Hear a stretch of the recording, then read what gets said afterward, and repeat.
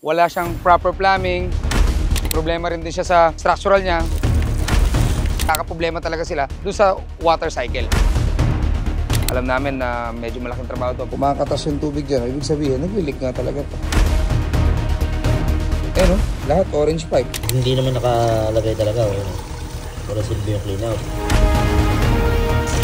Masakit na problema nila. Welcome sa probinsya ng Quezon.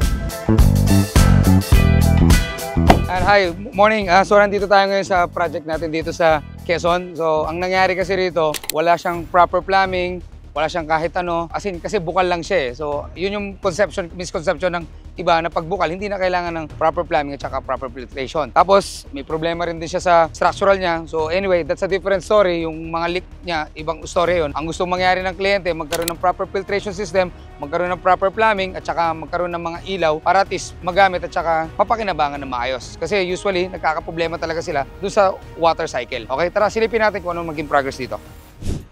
Kagaya ng mga ibang swimming pool sa probinsya, ano lang talaga to, tapon, lagay ng tubig, tapon, drain. Ganun lang ang ginagawa natin dito. So, medyo namumblema na sila. So, kailangan na nila ng magano ng tubig, kaya gusto na nila lagyan ng filtration system. Ayaw na nila magtapon ng tubig at gusto nila nare-retain ng tubig. So, which is yun naman talaga ang tama. Yung buong perimeter nito, pagbagin natin to, lalagyan natin ng mga bagong inlet at saka outlet.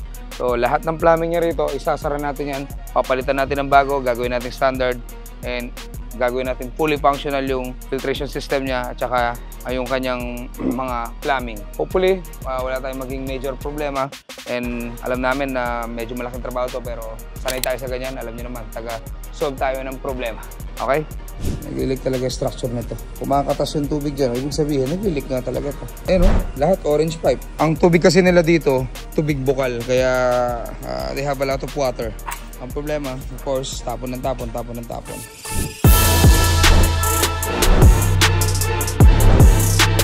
Abangan nyo kung ano magiging itsura nito pagkatapos. Ayan yung sun filter natin, yung motor natin, yung mga fittings natin na kailangan, marami-rami to.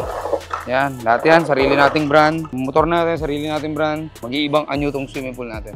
So, bakbaka na, yan, magsusukat na tayo para siguraduhin na tama yung mga measurement natin at saka lahat equal ang sizes natin. Yan, kita nyo, ang ganda ng sun filter natin. Oh. Yan!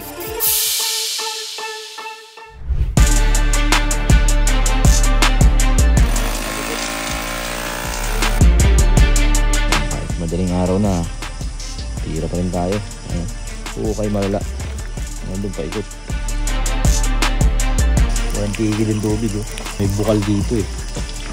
Sa area na to. Ito naman yung progress saan sa pump room. So inaabang natin yung mga ball valve natin. Malalim ko yung lukay natin yan. Ayan, ganito mag-drain ng tubig. Okay? Ayan, ito yung lilinyahan nila. Ayan. Yung clean out, hindi naman nakalagay talaga. Wala silbi yung clean out. Meron pala ditong T na sinira. Kasi meron pang bukal na isa dito sa ilalim. Masakit na problema nila. Ito, maraming portion siya na nagli-leak. Tapos yung mga crack kasi yung wall yan. Magandang lagyan talaga dito. Buhos. Ano bagong buhos? Yan naman yung tubig, walang tigil. Oh.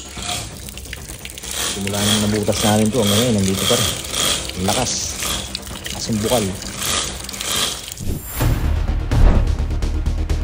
Lahat ng may ilaw na. May deck box sa ibabaw. Ito yung deck box.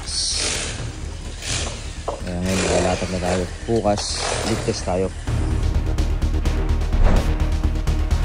Ito lahat yung tubo na ilatag natin. So pasado na tayo sa leak test. Wala, sa mga dugtungan wala. Oh. Siyempre, pagkatapos dumihan, linisan bago isara. So yan, sinisemento na natin yung ating binuksan. Kinakabit na rin yung mga ilaw. Ayan, yung mga ilaw natin. Sarado na lahat yan, nalinis na rin yung pool. Update sa pump room natin. So tuloy-tuloy pa rin yung trabaho. Yung plumbing okay na. So electrical na lang tayo. Ayan.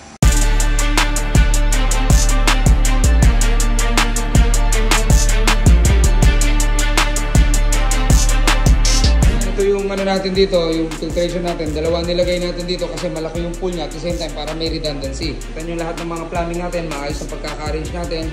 Ito yung transformer natin, ayan yung mga control box natin. O, kumpleto lahat yan. Motor natin yan, filter natin yan, tubo natin yan. Ayan, lahat yan organized, standard lahat. Pag may problema, madaling ayusin, madaling pihitin. Wala kaming ipo-ipoxy dyan, wala kaming kalat-kalat na.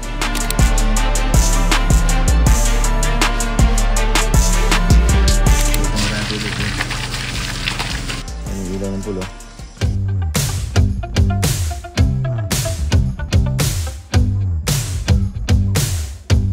Yan, gumagana lahat.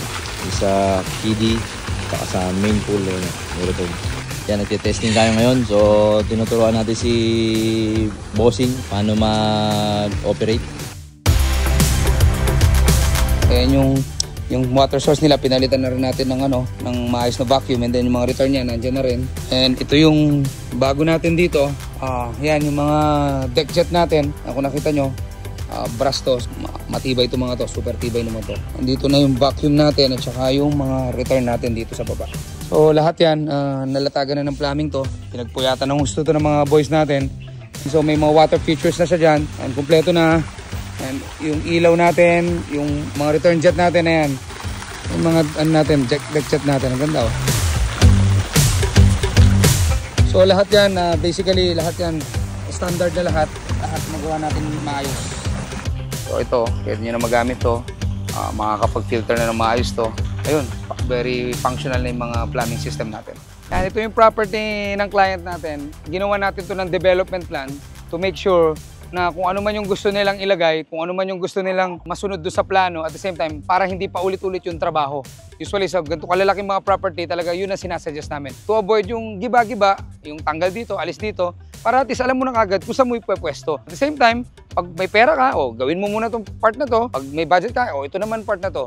Mas maigi na yung may plano para sigurado.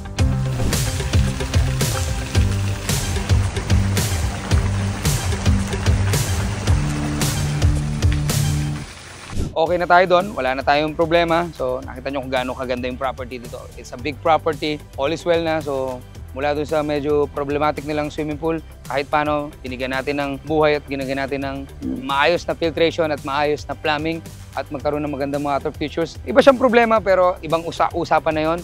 O again, sa swimming pool, tandaan po natin, anything na maling ginawa po natin, lahat po yan lalabas at lalabas, lalo na po pag may tubig. Kaya po, kung gusto nyo po na sigurado at ayaw nyo na sakit ng ulo, alam nyo na kung sino hanapin nyo. Ito rin si Tito Sai, at your service.